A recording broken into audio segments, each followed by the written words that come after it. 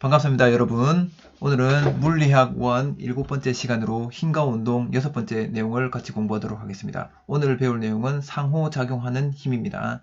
다른 말로는 다른 제목으로는 뉴턴의 운동 제3법칙입니다.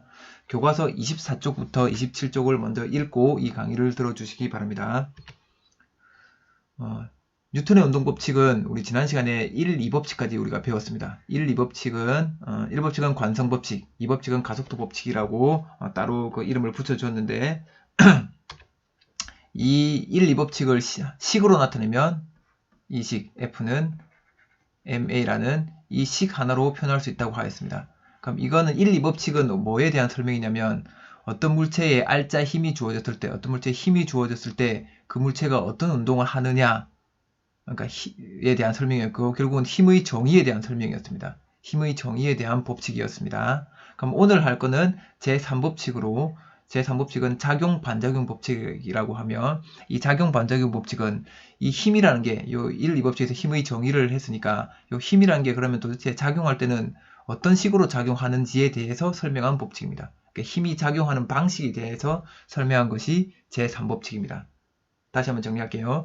1, 2법칙은 힘의 정의가 뭐냐, 힘이 작용하면 어떤 일이 벌어지냐, 이거에 대한 설명이고 제3법칙은 그러면 이 힘이라는 것은 어떤 방식으로 물체에게 작용하느냐, 힘이 작용하는 방식에 대해서 설명한 것이 제3법칙이라고 할 수 있겠습니다. 아직 내용이 잘 안 와닿죠? 다음 오늘 배워보면서 오늘 이 1시간 동안 하면서 작용 반작용 법칙에 대해서 잘 이해하고 완벽히 이해하는 시간 되기를 바랍니다. 그럼 작용 반작용 법칙을 다시 한번 얘기해 보겠습니다. 작용 반작용 법칙은 뉴턴 제3법칙입니다. 힘이 작용하는 방식에 대해서 알려주는 법칙입니다. 알겠죠? 힘은 반드시 이런 식으로 작용한다는 겁니다. 그래서 어떤 식으로 작용하냐, 결론부터 얘기하면 모든 힘은 두 물체 사이의 상호작용이다. 그러니까 무슨 말이냐면 힘이 작용하려면 반드시 물체가 몇 개 있어야 된다는 거죠. 두 물체가 있어야 되는 겁니다. 힘을 주는 물체와 힘을 받는 물체가 있다는 겁니다. 그래서 모든 힘이라는 것은 반드시 두 물체 사이에서 주고받는 겁니다. 요 A라는 물체랑 B 물체 요 사이에서 뭔가 주고받는 게 힘이라는 거죠. 어떤 한 물체가 있는데 이 한 물체가 그냥 다른 물체 없이 그냥 알 수 없는 힘을 받는 경우는 없다는 거죠. 이 물체에게 힘을 주는 반드시 또 다른 물체가 있다는 겁니다. 알겠죠? 이 자연은 그렇게 힘을 서로 주고받는다는 뜻입니다.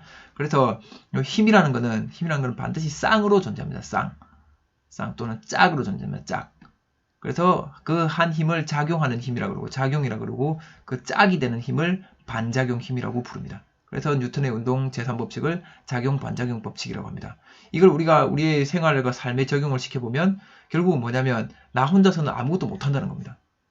어떤 물체가 힘을 받으려면 어떤 물체가 힘을 받아서 움직이려면 힘을 받아야 움직이는데 그렇죠? 힘을 받아서 움직이는데 얘가 움직이려면 반드시 다른 물체가 나한테 힘을 줘야 된다는 거죠. 그러니까 나 혼자서는 아무것도 못한다는 겁니다.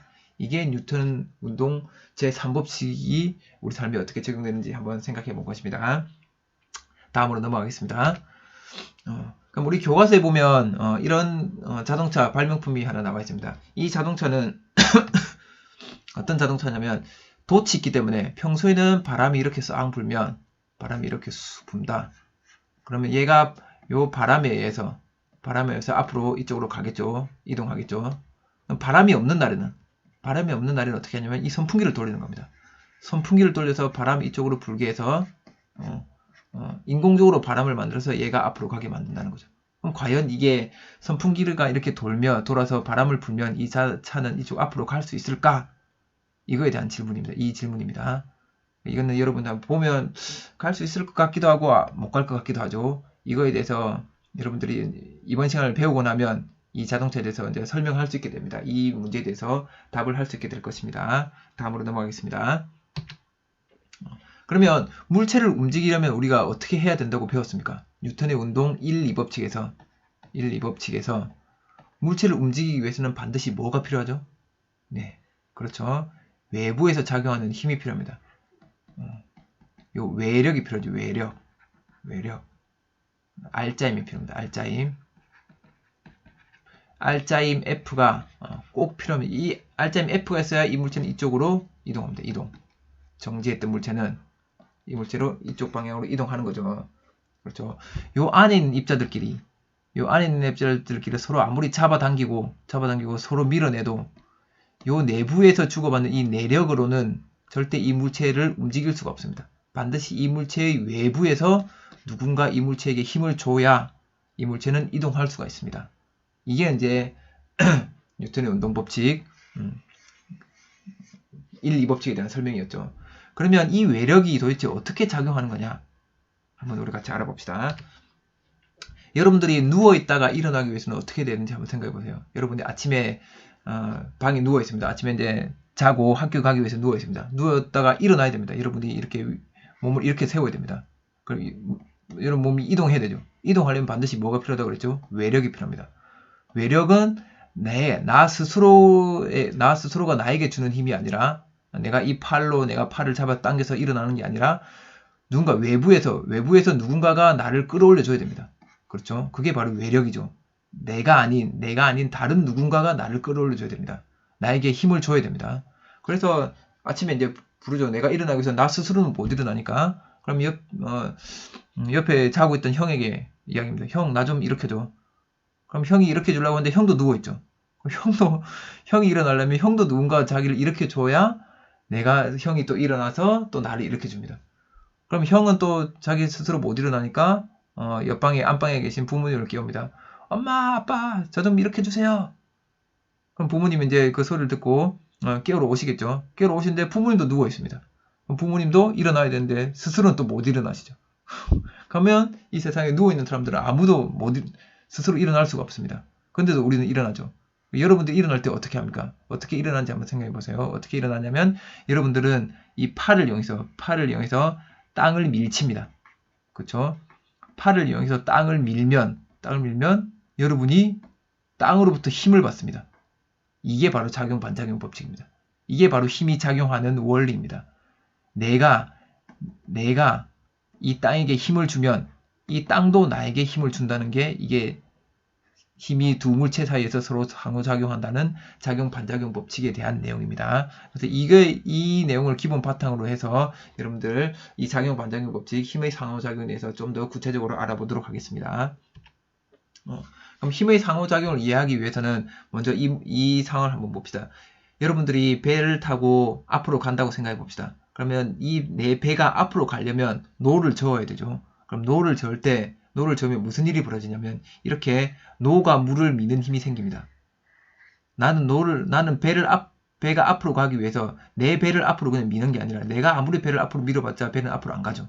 그래서 어떻게 하냐면 나는 노를 이용해서 물을 뒤로 밉니다. 물을 뒤로 밀면 어떻게 하냐면 이 물이 여기 있는 노를 앞으로 미는 거죠. 물이 노를 미는 힘이 생깁니다. 그러면 이 노는 나와 함께 배에 연결되어 있죠. 연결되어 있으니까 이 배를 앞으로 같이 밀어주게 되는 겁니다. 그렇죠? 그래서 물이 노를 미는 힘으로 이 배는 앞으로 가게 되는 거죠. 그럼 이 물이 노를 미는 힘은 왜 생겼나요? 이건 왜 생겼냐면 노가 물을 밀었기 때문에 물이 노를 미는 힘이 생긴 거죠. 그래서 이게 작용힘, 반작용입니다. 그럼 작용힘이 먼저 있어야 반작용힘이 생기냐? 작용힘과 반작용이면 이게 1번, 이게 딱 생기면 그 다음 이게 순차적으로 생기냐? 그런 게 아니라 이거는 상호작용이라서 거의 동시에 일어나는, 거의가 아니라 이건 동시에 서로 주고받는 힘입니다. 내가 물 미는 그 순간 얘도 미는 거죠. 얘를 이렇게 미는 순간 얘도 이렇게 미는 겁니다. 동시작용입니다. 동시작용. 그러면 좀 더 다른 상황을 가지고 이 힘의 상호작용을 한번 같이 생각해 보겠습니다. 수영 선수가 턴을 해서 다음 이렇게 방향을 바꿔서 가속을 해야 됩니다. 그래서 수영 선수가 자신을 가속하기 위해서 어떤 동작을 취합니까? 여기서 그림에서 보다시피 이 벽을 발로 세게 밉니다. 이렇게 발이 벽을 미는 힘이 생깁니다. 미는 힘. 발이 벽을 이렇게 밀어주게 되죠. 그러면 이 수영 선수는 이 벽으로부터 힘을 받는 거죠. 벽이 발을 미는 힘이 생깁니다. 미는 힘. 그렇죠? 이거 나중에 이야기 보면 이게 발이 벽을 100N을 밀었다. 그러면 역시 벽도 발을 100N으로 밉니다. 이게 작용 반작용 법칙입니다. 법칙. 이게 자연의 규칙인 거죠. 어떤 물체가 다른 물체를 F라는 힘으로 밀면 이 물체도 이 물체를 똑같은 크기의 F라는 힘으로 밀어준다는 거죠.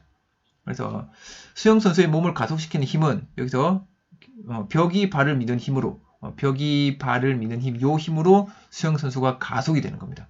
그래서 벽에서 발이 탁 떨어지면 더 이상 얘가 힘을 받지는 않죠. 그때부터는 어떻게 얘가 어떻게 가속을 합니까? 이 수영선수가 어떻게 가속을 합니까? 그때부터는 이제 손과 발로 물을 뒤로 미는 거죠. 물을 뒤로 밀면 물이 얘를 앞으로 밀어주는 거죠. 그렇죠? 그래서 얼마나 효율적으로 물을 뒤로 미느냐, 물을 뒤로 얼마나 빠른 시간 내에 센 힘으로 미느냐, 큰 힘으로 미느냐에 따라서 수영 선수의 속력이 빨라지냐 느려지냐 결정되는 거죠. 다음으로 넘어가겠습니다. 그럼 지금 이제 한 6가지의 힘이 작용하는 사례를 보여줄 건데, 이 힘이 작용하는 사례를 보고 상호작용하는 두 물체를 한번 찾아보고, 그래서 힘의 방향과 크기를 화살표로 한번 표시해 보겠습니다. 첫 번째, 자동차 문을 엽니다. 그럼 자동차 문 열 때는 손이 문을 잡아당깁니다. 그러면 손이 문을 잡아당기는 힘이니까 이 힘은 문에 이 문고리에 작용하는 힘이죠. 그래서 문고리에서 이렇게 손이 문을 당기는 힘이 생깁니다. 그러면 이거에 대한 상호작용으로 손이 문을 잡아당겼으니까 이제 누가 상호작용 이제 문이 손을 이거는 문이 손을 당기는 힘이 짝힘으로 생긴다는 거죠. 이 두 힘의 크기는 서로 반대 방향이고 서로 반대 방향으로 작용하면서 그 다음에 힘은 같죠. 그 다음에 이 힘은 문에 작용하는 거고 요 힘은 손에 작용하는 거죠. 그렇죠? 내가 손이 문에다 작용하면 문은 손에다가 힘을 작용합니다. 그렇죠? 망치가 못을 때리는 경우 봅시다. 망치가 못을 때리니까 망치가 못에 작용하는 힘. 여기에 망치가 못에 작용하는 힘이죠. 그럼 이거에 대한 반작용으로 탕 치면 이거는 못이 망치에 힘을 작용합니다. 그렇죠? 서로 반대 방향으로 같은 크기 힘으로 작용하게 되는 거죠. 이게 두 물체 사이에서 힘이 서로 상호작용하는 모습입니다. 위로 상승하는 무인기는 이 프로펠러가 공기를 아래로 밉니다. 프로펠러가 공기를 아래쪽으로 밀죠. 그렇죠? 프로펠러가 공기를 아래쪽으로 밀죠. 그럼 이 공기가 프로펠러를 위로 밉니다. 공기가 프로펠러를 위로 밉니다. 그렇죠? 공기가 프로펠러를 위로 미는 힘입니다. 그래서 다시 한번 보면 이 힘은 어디에 작용하는 힘입니까? 공기에 작용하는 힘이고 요 힘은 프로펠러에 작용하는 힘이죠. 그래서 두 물체 사이에서 한 물체가 다른 물체에 작용하면 이 물체가 또 그 반대편 물체에게 그대로 힘을 돌려주는 거죠. 돌려주는 겁니다. 됐죠? 그래서 이 힘으로 이 공기가 프로펠러를 밀어주는 요 힘으로 얘가 상승하게 되는 거죠. 그럼 책상 위의 책을 봅시다. 책상 위의 책은 책상하고 책 사이에 어떤 힘이 서로 상호작용이 일어나냐. 일단 책이 책상을 누르죠. 책이 책상을 누릅니다. 누르는 힘이 생기는 거죠. 그러면 책이 책상을 누르니까 책상은 너 왜 나를 왜 눌러 하고 똑같은 힘을 돌려주는 거죠. 책상이 책을 위로 떠받칩니다. 이건 책상이 책을 떠받칩니다. 떠받침. 요 책상이 책을 떠받치는 힘을 이런 바닥이 어떤 물체를 떠받치는 힘 요걸 뭐라 그러냐면 다른 말로는 수직항력이라고 부릅니다. 수직항력. 좀 유식한 말로 이런 것 좀 알아두면 도움이 되겠죠. 수직항력이라고 부릅니다. 바닥이 어떤 물체를 위로 떠받치는 힘을 수직항력이라고 부릅니다. 자, 여기는 출발하는 자동차를 봅시다. 자동차가 정지했다가 출발합니다. 이쪽으로 간다고 생각해봅시다. 출발. 그러면 바퀴가 이쪽으로 회전해야 되죠. 이쪽으로 회전하면 바퀴가 바닥을 일로 밉니다. 그렇죠? 바퀴가 바닥에 요 바퀴가 바닥을 미는 힘이 생깁니다. 미는 힘. 그렇죠? 이거는 바닥에 작용하는 힘이죠. 그러면 이 바닥도 너 왜 나를 왜 밀어? 하면서 똑같은 힘으로 바퀴를 앞으로 밀어버립니다. 이건 바닥이 바퀴를 미는 힘입니다. 그래서 이 바닥이 바퀴를 미는 요 힘으로 얘는 차가 앞으로 가는 거죠. 저울 위의 사과는 아까 책상 위의 책과 마찬가지입니다. 사과가 저울을 누릅니다. 요 저울을 사과가 저울 누릅니다. 누름. 그럼 이 힘은 저울에 작용하는 힘이죠. 그러면 저울이 힘을 받았으니까 얘도 똑같은 힘을 사과에게 돌려줍니다. 이거는 저울이 사과 떠받치는 힘이죠. 힘이 됩니다. 그렇죠? 요 힘은 사과가 저울에게 주는 힘이고 이 힘은 저울이 사과에게 주는 힘이지만 힘의 크기는 서로 같고 방향은 서로 반대인 겁니다. 그렇죠? 그럼 이제 확인하기 문제를 같이 한번 봅시다. 수평 도로를 따라 달리는 요거네요. 수평 도로를 따라 달리는 자동차의 속력이 점점 증가할 때, 속력이 점점 증가한다는 말은 가속도가 생긴다는 뜻이죠. 그럼 이 말은 뭐냐면 외력, 그러니까 알짜힘이 있다는 뜻이죠. 알짜힘. 그럼 이 자동차를 가속시키는 힘은 무엇일까요? 그럼 이 차가 앞으로 가는데 이 차를 가속시키는, 그럼 바깥에서 외부에서 주는 힘은 어떤 힘이 이 자동차에 힘을 주고 있습니까? 바로 바닥이 바퀴를 미는 힘이 되는 거죠. 알겠죠? 바닥이 바퀴를 미는 힘입니다. 그러면 바닥이 바퀴를 좀 잘 밀려면 어떻게 될까요? 바닥이 바퀴를 잘 밀어주려면 여기 만약에 엄청 미끌미끌하다고 생각해보죠. 미끈미끈하면 눈이 왔거나 뭐 얼음이 있거나 그러면 얘가 바닥을 밀려고 해도 잘 못 밀죠. 뭐가 없어서? 마찰이 없어서. 그죠? 그러니까 마찰이 없으면 잘 밀 수가 없습니다. 이 바퀴가 바닥 자체에 처음부터 힘을 잘 줄 수가 없죠. 그러니까 바퀴도 아니 바닥도 바퀴에 힘을 줄 수가 없는 거죠. 그래서 마찰이 좀 커야 됩니다. 마찰이. 그래서 자동차가 더 가속을 잘하기 위해서는 바퀴와 바닥 사이에 마찰이 좀 커야 되죠.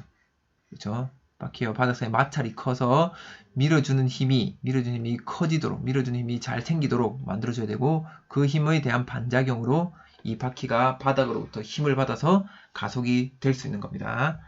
알겠죠? 이게 이제 힘이 서로 상호작용하는 예시들입니다.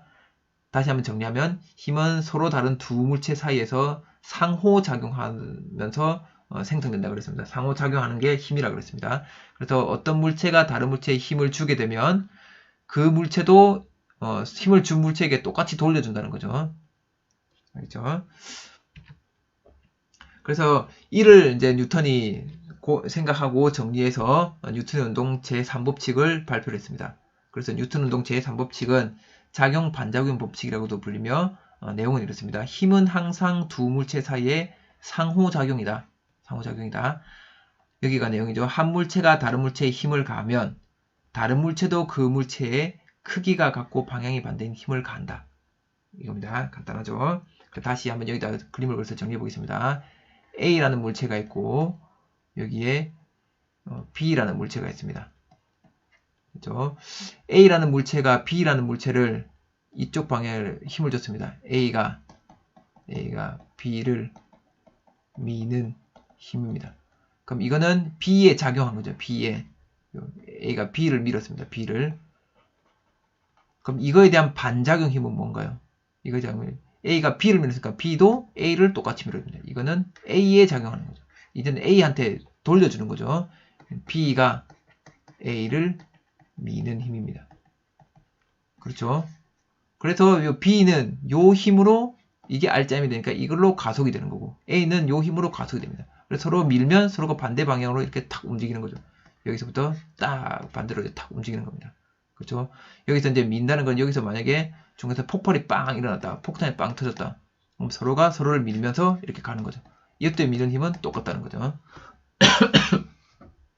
그래서 만약에 얘가 더 질량이 크고 얘가 더 질량이 작다. 그러면 얘가 미는 힘이나 얘가 미는 힘이나 똑같죠. 그럼 힘의 크기는 똑같습니다. 힘의 크기는 똑같은데 얘는 질량이 더 크고 얘는 질량이 작습니다. 그럼 뭐에서 차이가 납니까? F는 MA에 보면 F는 MA가 되는 거고 여기는 똑같이 F니까 F는 MA가 되는 거죠. 가속도 차이가 납니다. 그렇죠? 그래서 가벼운 애가 폭발이 일어나면 가벼운 파편이 더 멀리까지 날아가고 무거운 파편은 바로 코앞에 떨어지는 거죠.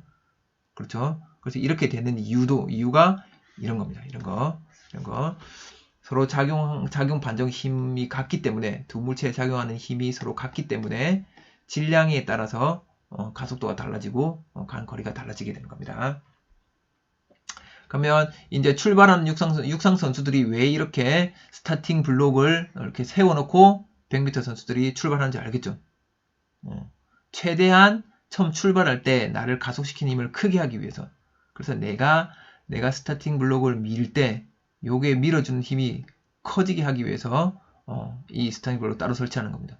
만약에 그냥 바닥에다 이렇게 하면 이 바닥에 이렇게 미는데 여기서 이제 마찰이 안 세니까 미끄러질 수 있는 거죠. 그래서 내가 주는 힘을 온전히 돌려받을 수가 없게 됩니다. 그렇죠? 미끄러지기 때문에. 그래서 내가 땅을 제대로 잘 밀 수 없죠. 그래서 이런 마찰을 더 크게 하기 위해서 여기 보면 스파이크, 뾰족뾰족한 못이 박힌 신발을 또 신습니다. 그래서 어쨌든 내가 바닥을 밀어서 여기에 대한 반작용으로 내가 갈 수 있기 때문에 이런 식으로 힘을 돌려받는 힘을 더 크게 하기 위한 이런 장치들을 만들어 주는 것입니다. 그럼 뉴턴 운동 제3법칙으로 이제 다른 상황들 한번 다시 또 설명해 보겠습니다. 여기 한번 봅시다. 스케이트보드를 타고 가는 경우를 한번 봅시다. 그럼 이걸 이렇게 갈 수 있는 이유는 뭐냐? 여기 보다시피 발이 지면을 뒤로 밀면, 요거는 이제 땅을 미는 거죠. 땅을 이렇게 뒤로 밀면, 그러면 이 땅이 내 발을 앞으로 밀어주는 거죠. 그렇죠? 발이 땅을 밀면 땅이 발을 앞으로 밀을 똑같은 크기의 힘으로 반대 방향으로 밀어줍니다. 그러면 내 발과 연결되는 내 몸과 스케이트보드 이거 자체가 앞으로 갈 수 있는 겁니다. 배가 앞으로 가는 경우를 봅시다. 이 스크류가 물을 뒤로 밉니다. 스크류가 물을 뒤로 밉니다. 물에다가 물을 뒤로 밉니다. 그럼 이 물이 스크류를 앞으로 밀어줍니다.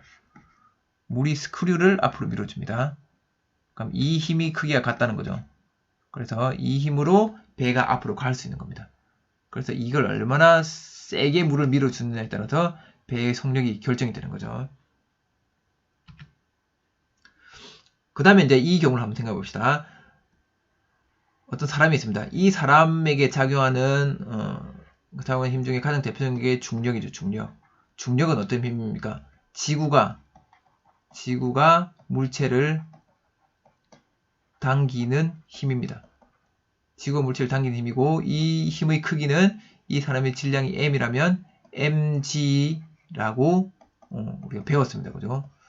중력은 mg. 이게 결국은 무게죠. 무게. 그러면 지구가 물체를 당겼으니까 반대로 지구가 물체를 이렇게 당기면 반대로 물체도 지구를 당기는 거죠. 그렇죠? 이거는 물체가 지구를 당기는 힘입니다. 그렇죠? 물체가 지구를 당깁니다. 그러니까 모든 물체들은 지금 지구를 당기고 있는 거죠. 얼마의 크기로 힘을 당깁니까?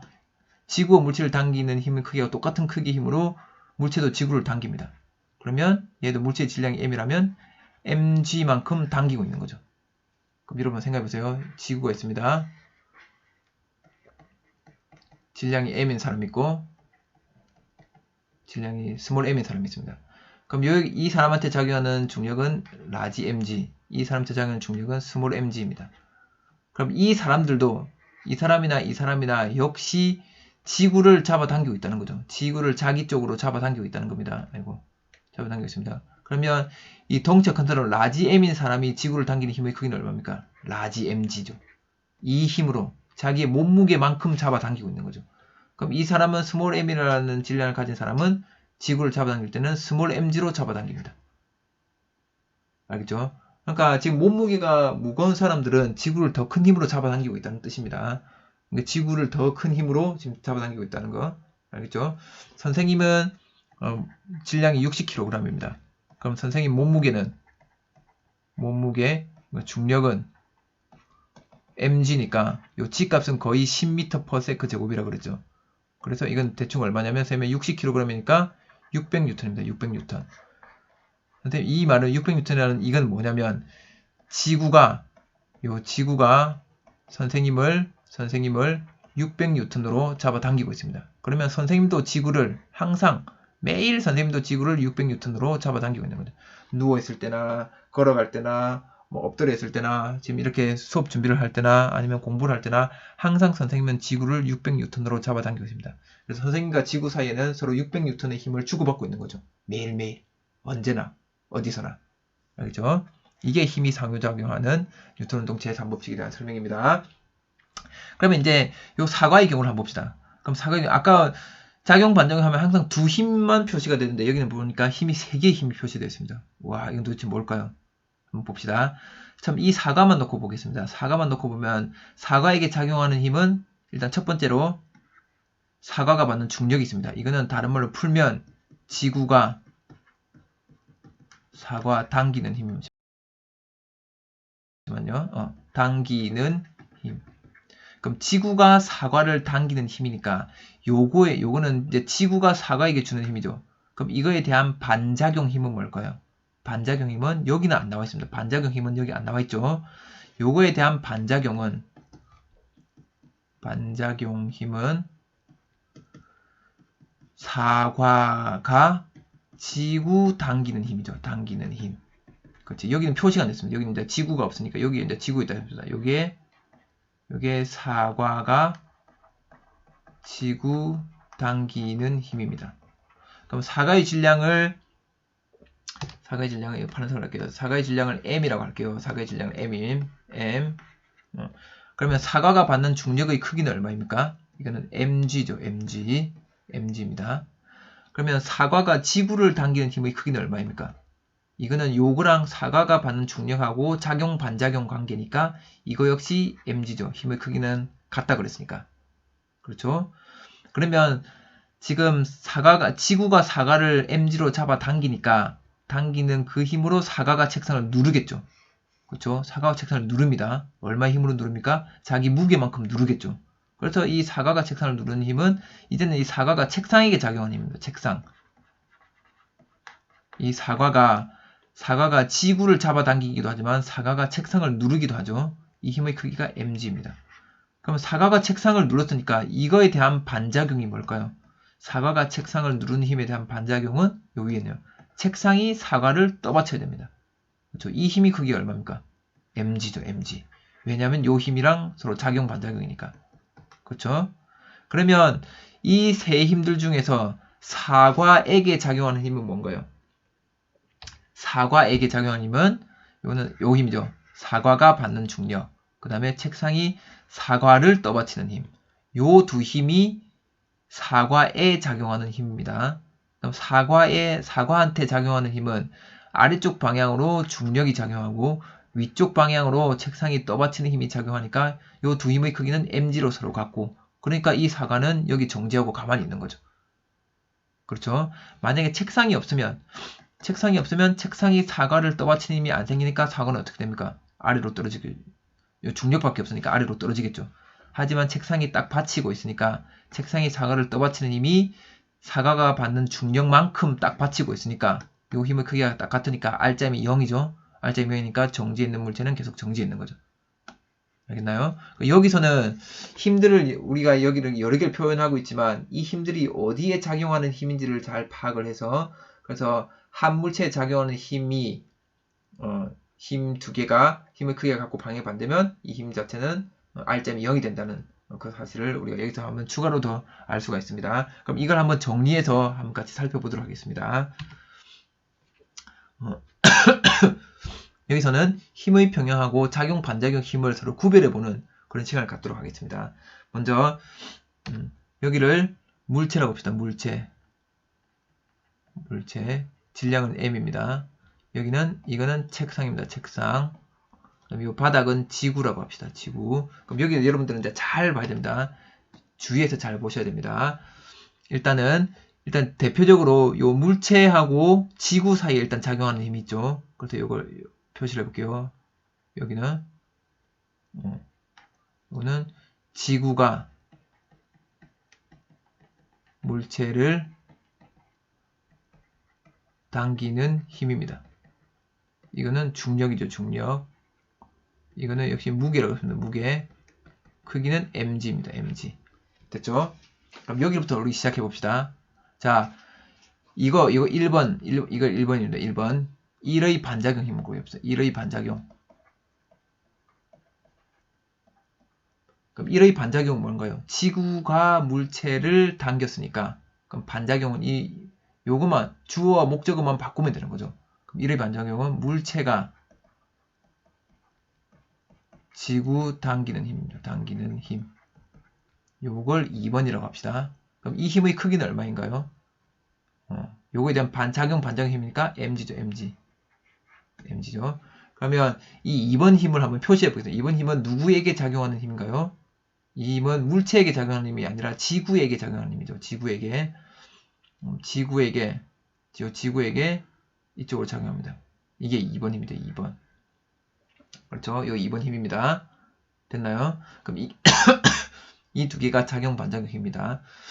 그 다음에 물체하고 책상 사이를 한번 봅시다. 물체하고 책상 사이를 보면 물체가 책상을 누릅니다. 그죠? 왜냐하면 지구가 잡아 당기니까 물체는 또 책상을 눌러버리죠.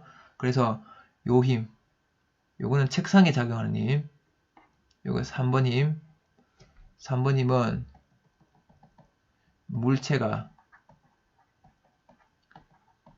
책상 누르는 힘입니다. 요 힘의 크기는 얼마인가요? mg죠.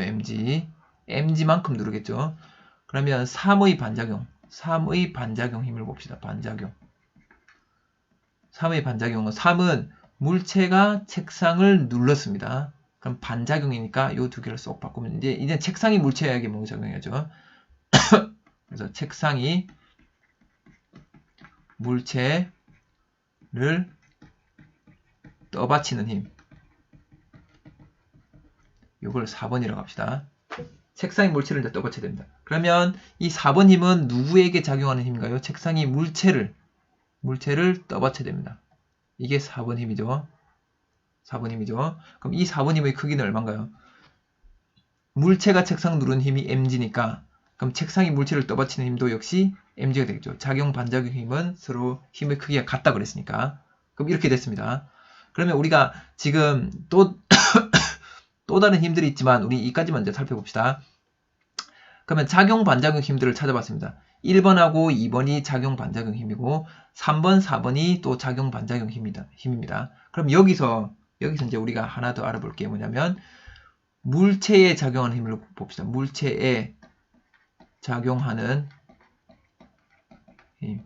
요 물체에 작용하는 힘을 한번 찾아봅시다. 1, 2, 3, 4 중에 1번, 2번, 3번, 4번 힘 중에서 물체에 작용하는 힘은 요 그림에 보다시피 두 힘이 있죠. 두 힘이 뭐냐면 첫 번째 요 1번 힘하고 4번 힘입니다. 요거는 1하고 4입니다. 그러면 물체를 놓고 보니까 1번 힘은 뭐냐면 중력입니다. 1번 힘 중력입니다. 중력. 이거는 mg입니다.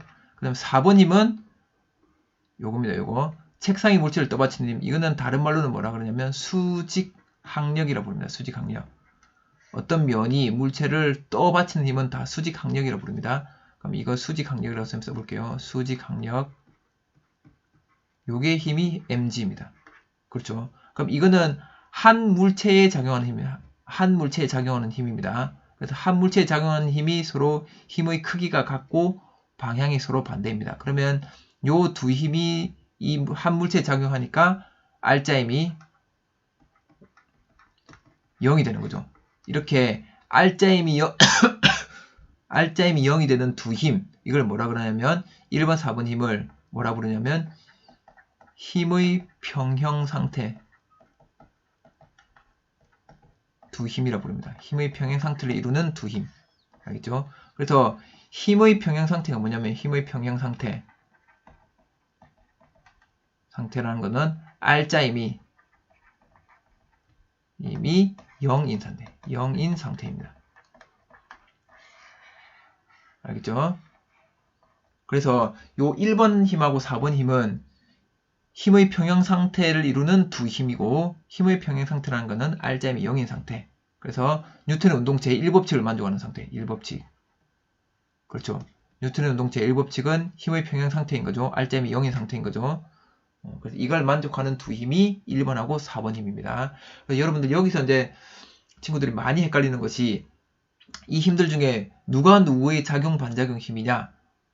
어떤 힘과 어떤 힘이 힘의 평형 상태에 있는 힘이냐 이런 것들을 구별해낼 줄 알아야 됩니다. 그래서 이 내용들을 한번 잘 살펴보고 이거와 관련된 문제들을 다음 시간에 한번 풀어보면서 이게 어떻게 적용되는지 같이 알아보도록 하겠습니다. 그러면 27쪽의 확인하기 문제를 같이 풀어보도록 하겠습니다. 미끄러운 얼음판 위에서 질량 70kg인 아버지하고 질량 25kg인 아들, 아버지도 70kg, 아들이 25kg입니다. 그렇죠. 이거 아빠는 질량을 라지 M으로, 아들은 스몰 M으로 표시할게요. 이 둘이서 서로를 밀었습니다. 밀어서 서로 반대로 서로 밀었습니다. 아빠가 아들을 밀으니까 아들도 아빠를 밉니다. 그럼 둘이 주고받는 힘의 크기는 어떻습니까? 힘의 크기는 똑같죠. 그렇죠. 작용 반작용 힘이니까. 그래서 얘는 아들로부터 힘을 받아서 아빠는 밀려가고 아들은 아빠로부터 힘을 받아서 밀려갑니다. 그때 아들의 가속도의 크기가, 이 아들의 가속도의 크기가 7m/s 제곱이었습니다. 그렇죠. 그럼 25kg짜리가 7m/s 제곱으로 가면 이때 받은 힘의 크기는 얼마입니까? F는 ma니까 25kg 곱하기 7m/s 제곱이죠.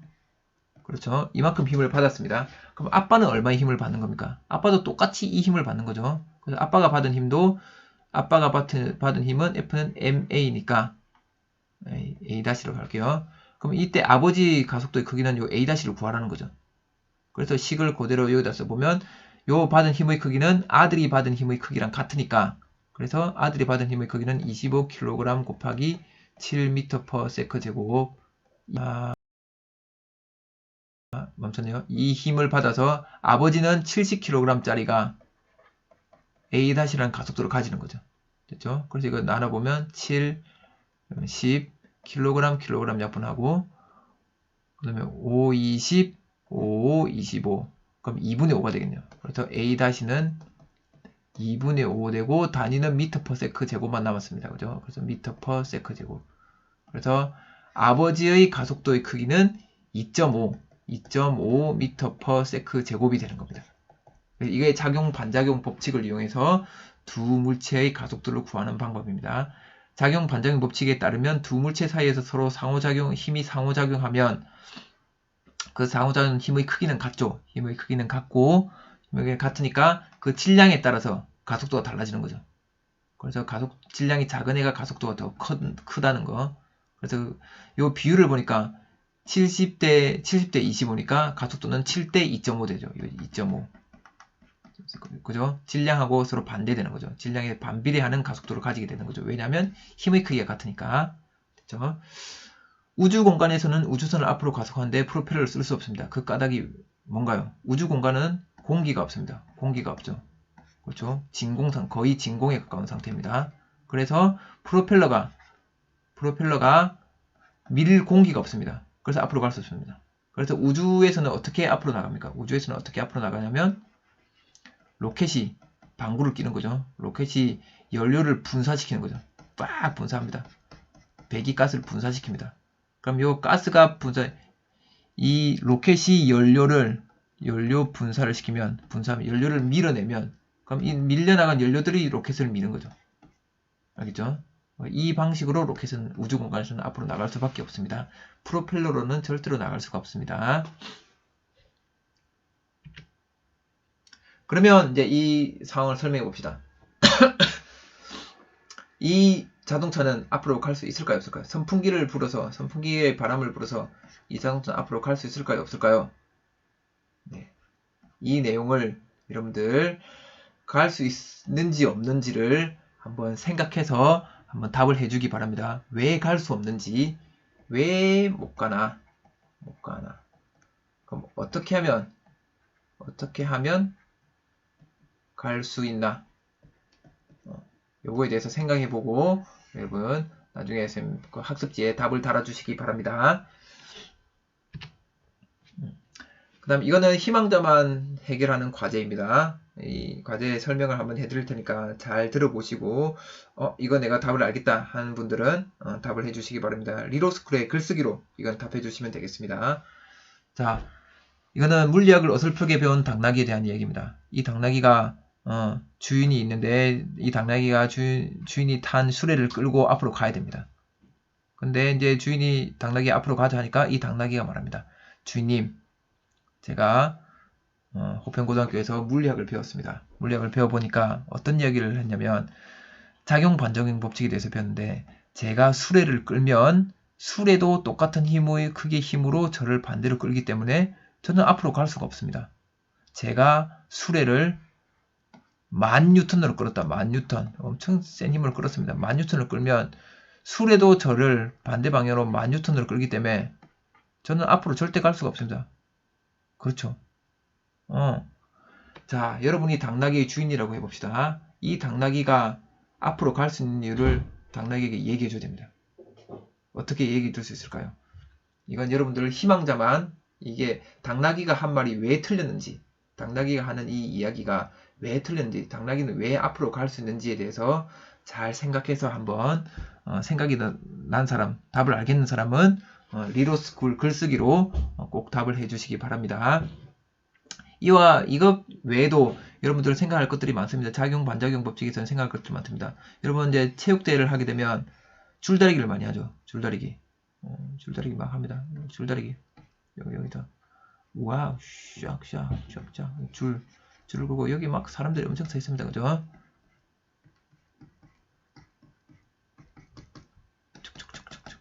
줄을 막 서로 끌어당깁니다. 그러면 잘 생각해 보시면 요 줄에서 서로 주고받는 힘의 크기는 같죠. 그래서 보통 줄 달릴 때 영차 끌 필요가 없는 거죠. 왜냐면 나는 줄만 가만히 잡고만 있으면 줄을 가만히 잡고 얘가 이 사람이 이쪽 팀이 10,000N으로 끌면 나는 가만히 잡고만 있어도 이쪽 사람들을 10,000N으로 끄는 거죠. 그렇죠? 맞나요? 그럼 둘 다 똑같은 힘을 서로 주고받는. 내가 이쪽을 20,000N으로 끌면 이쪽도 나를 20,000N으로 끄는 거예요. 내가 큰 힘을 주면 줄수록 이쪽도 나에게 큰 힘을 다시 내가 또 돌려받는 거죠. 그럼 이런 경우에 내가 줄다리기 이기려면 그럼 어떻게 해야 줄다리기 이길 수 있을까요? 이것도 이 당나귀 문제랑 같은 문제입니다. 그렇죠? 그 다음에 이거는 또 다른 얘기지만 학교 폭력과 관련된 학교 폭력. 학교 폭력은 절대 안 됩니다. 이건 절대 하면 안 돼. 다른 친구들 괴롭히면 절대 안 됩니다. 때리면 안 됩니다. 그럼 때리는 거에 대해 생각해 봅시다. 내가 친구의 얼굴을 주먹으로 팍 때렸습니다. 1,000N의 힘으로 때렸습니다. 1,000N의 힘으로 때렸습니다. 친구의 얼굴 때렸습니다. 그러면 생각해보세요. 내가 얘 얼굴에 1,000N 힘을 주면 친구의 얼굴도 내 손에다가 1,000N 힘을 줍니다. 그럼 서로 주고받은 힘이 똑같습니다. 그죠? 쌍방과실이에요. 쌍방과실. 내가 친구를 1,000N 힘을 줬으니까 친구의 얼굴도 나의 손에 1,000N 힘을 줬다. 이건 동시에 일어난 일이다. 내가 먼저 때리고 그런 게 아니라 이건 동시다, 동시. 그럼 이건 쌍방과실이죠. 그러면 누가 가해자고 누가 피해자입니까? 와, 어렵네. 하지만 우리는 누가 가해자고 누가 피해자인 줄 알죠? 이쪽 주먹이 가해자고 얼굴이 피해자죠. 왜냐하면 주먹은 단련된 부분으로, 단단한 부분으로 여기 약한 부분을 때리니까 피해를 입죠. 공격을 당했죠. 이건 또 다른 이렇게만 따지는 게 아니라 여러 가지로 또 따지니까. 여하튼 우리가 물리적으로 봤을 때는 서로가 주고받는 힘의 크기가 같기 때문에 누구의 잘못도 없는 거죠. 이런 것도 이제 작용 반작용 법칙으로 우리가 생각해 볼 수 있는 겁니다. 이 외에도 작용 반작용 법칙으로 생각해 볼 수 있는 여러 가지 것들이 많으니까 여러분들 한번 다양한 예들을 한번 생각해 보시기 바랍니다. 다음 시간에는 뉴턴 원종 제3법칙 응용 문제들을 같이 한번 몇 문제 풀어보면서 이번 시간 내용들을 복습해 보도록 하겠습니다. 그리고 여러 가지 힘들, 우리가 주변에 있는 여러 가지 힘들에 대해서 한번 좀 알아보고 운동 방정식 세우기를 해보겠습니다. 이 운동 방정식 세우기가 제일 어렵습니다. 이거 다음 시간에 할 수 있을려나 모르겠지만 이거 진짜 어렵습니다. 이거 별표 100만 개 쳐야 됩니다. 이거 운동 방정식 세우기를 같이 해보도록 하겠습니다. 이걸 하면 좀 물리한다는 느낌이 듭니다. 이거 해보겠습니다. 다음 시간에 교과서를 반드시 준비해 주시기 바랍니다. 고생 많았습니다.